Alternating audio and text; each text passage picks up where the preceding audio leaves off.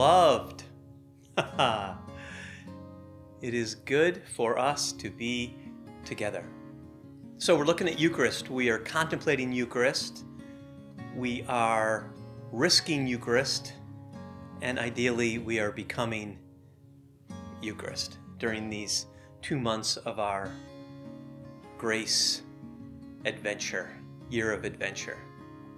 So, this story came to mind when I was thinking about how desperate God is.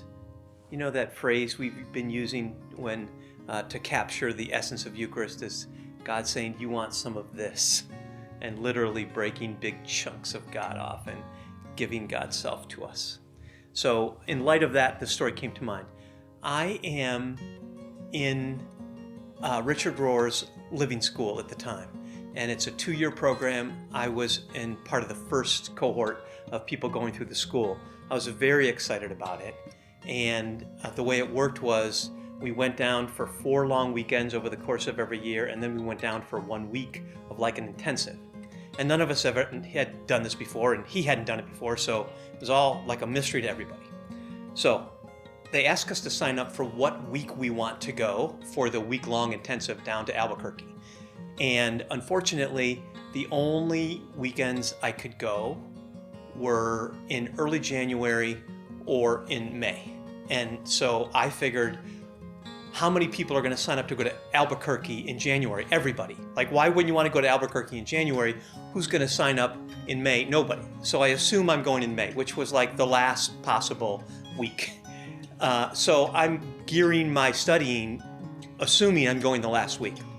I get a notice pretty late that I am going in January. And we were supposed to read a lot of original texts around mysticism. That was the focus of the week. I am way, way behind. I mean, way behind. So in effect, for about 5 days, I crammed for mysticism. And let me just tell you, cramming for mysticism is just a prescription for disaster. You know what I'm saying? So I'm staying up all night, cramming for mysticism. I get to the last day, I'm cooked. I'm not mystified, I'm cooked. So I go work out, and I'm reading while I'm working out my last, original text on mysticism. And I'm like, I need something. So I was at a facility that offered massage. I'm like, I'm going to go for massage. So I'm a connoisseur of massage, but they're expensive, so I don't go that often. I'm just praying that I get a good masseuse. This woman, I can't even describe it. She's unbelievable. And I don't talk to massagists ever. I just enter into it. It's a way that I meditate. But while it's happening, this is amazing. So she finishes, she says, "I'll be back." You know how they say, "I'll be back." She comes back, and I have been waiting to say thank you to her like this entire time. And I don't even know what I want to say. I just am beside myself with gratitude. So I start to, go with my how grateful I am. She stops me. She puts her hand on my forearm. I remember what it felt like. And while I'm starting to say thank you, she says, no. Thank you. You are such a good receiver.